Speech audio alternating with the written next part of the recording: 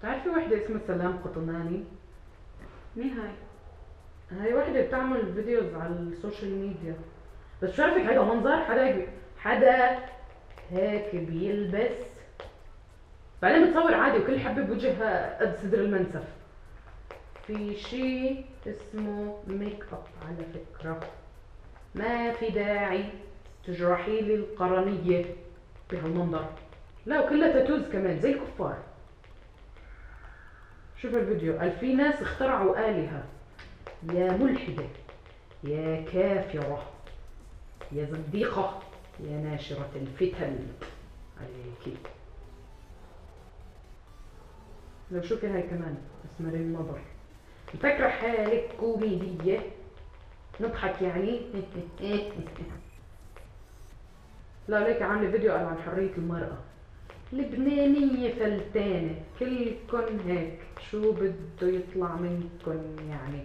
زي منخارة مش سامعة بعمليات تجميل الأنف. أنا بعمل لك العملية على حسابي، على حسابي. شربك مش تشبه فيونا مرته الشريك؟ طب انت ليش رادة حالك هالقد يعني؟ اساس عجينك ليش متابعيتهم؟ اعملي لهم انفولو. شو يعني؟ يعني بلوك ريموف. كيف يعني؟ ولك كبسة بتكبسيها ببطلوا يطلعوا عندك هدول الناس وبترتاحي. في هيك شيء؟ في. ايه بس اذا شلتهم كيف بدي اكتب كومنتات زبالة؟ امراضي وين تطلعها؟ اليوم رح نحكي عن فيتشر جديدة على مواقع التواصل الاجتماعي اسمها انفولو. في كتير منكم مش سامعين فيها، عشان هيك رح نشرحها بطريقة مبسطة. منبلش بالفيسبوك. لما حدا ما يعجبك شكله أو كلامه أو قياس صباطه، بتقدر بكل سهولة تفوت على حسابه وبأي إصبع من أصابعك، أنا رح اختار السبابة، تضغط برفق على هيدا الزر الموجود بأعلى الصفحة، وبعدين بتختار unfriend، أو لو كانت صفحة بتضغط هون وبتعمل unlike. أما على إنستغرام بأعلى الصفحة في هاي الكبسة اللي بتعمل أنفولو بسرعة ودقة عاليتين. وكمان على سناب شات بتروح على السيتنج وبتختار ريموف فريند، أو لو الوضع متأزم عندك بتكبس على بلوك اللي بفش القلب أكتر. في كثير دراسات انعملت عن ليش الواحد بحب يبولي أو ترول الآخرين على الإنترنت، وهاي الدراسات حددت أسباب لهاي التصرفات اللي بنسميها أونلاين ديسينيبيشن أو السلوك الفاضح على الإنترنت. أول إشي الانفصال عن الواقع. الشخص بيعتبر إنه الإنترنت هو إشي افتراضي ومش جزء من الواقع، بالتالي أي إشي بيعمله أونلاين ما بيأثر على حياته الواقعية، فما بيحس بأي مسؤولية تجاه كلامه أو تصرفاته على الإنترنت. وكمان بيعتبر إنه الشخصيات اللي بيتعامل معها أونلاين هي شخصيات افتراضية زي الشخصيات اللي بالأفلام أو بالجيمز، ومش إنسان بلحم ودم ومشاعر. عشان هيك بيكون أسهل عليه إنه يهاجمه ويأذيه. ثانياً عامل الوقت. بالتواصل على الإنترنت وقت الشخص بيكون بإيده، يعني معاه الوقت الكافي إنه يفكر بكلام جارح ومؤذي أكثر من لما يكون عم بتعامل مع حدا وجها لوجه. زي لما تتخانق مع حدا بالحقيقة وبعدين ترجع على البيت تحكي يا الله ليش ما حكيت هيك، ليش ما رديت عليه هيك، لأنه ما كان عندك وقت كافي إنك تفكر بردودك. أما أونلاين الشخص بيقدر يتفاعل ويرد وقت ما بده بدون ضغط الوقت، فبيكون مبدع أكثر بردوده الخايسة.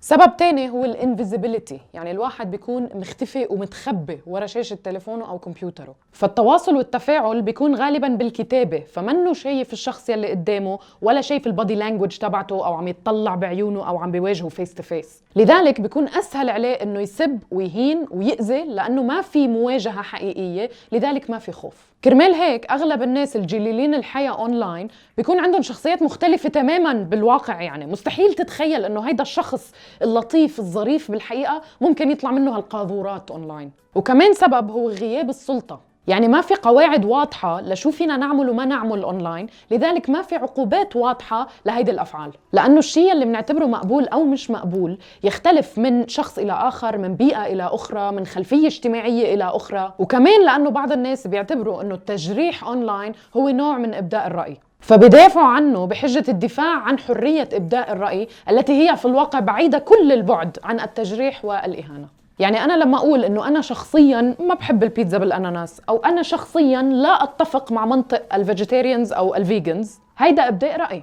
ولكن لما أقول إنه جميع محبي البيتزا بالأناناس هيدول أغبياء وجاهلين وزبالة ويلعن أبو اللي جابهم، هيدا ما بيكون اسمه إبداء رأي، هيدا بيكون اسمه قلة أدب وتهجم. الدراسات اللي انعملت على السايبر بوليز لقت انه نسبة منيحة من هدول الناس في عندهم صفات مشتركة بشخصياتهم، زي الساديين اللي بيستمتعوا بأذى الآخرين، والنرجسيين اللي بيحبوا حالهم أكثر من أي شيء وبيعتبروا حالهم محور الكون، فما عندهم أي اعتبار لمشاعر الآخرين أو أي شيء غير حالهم. وكمان السايكوباتس اللي عندهم انتي سوشيال بيهيفير، يعني تصرفاتهم بتكون معادية للآخرين وللاجتماعية بدون الشعور بتأنيب الضمير. لذلك مش لازم ناخد كلام هدول الناس وتصرفاتهم بطريقة شخصية ونفهم هن ليه هيك عم يعملوا، ليه هيك عم يتصرفوا. بعد كل المعلومات يلي سمعناها بنقدر نعرف انه المشكلة منا فينا، المشكلة فيهم هن. لذلك كلامهم او تصرفاتهم ما لازم يأثروا على نظرتنا لحالنا وثقتنا بحالنا. لما حدا يهينك على افكارك او شكلك او كلامك او جنسيتك او دينك او اي شيء متعلق فيك، خلي الحكي يفوت من هون ويطلع من هون، لانه الخلل مش فيك، وانت عندك الحق انك تكون مثل ما انت بدك طالما ما عم تأذي غيرك.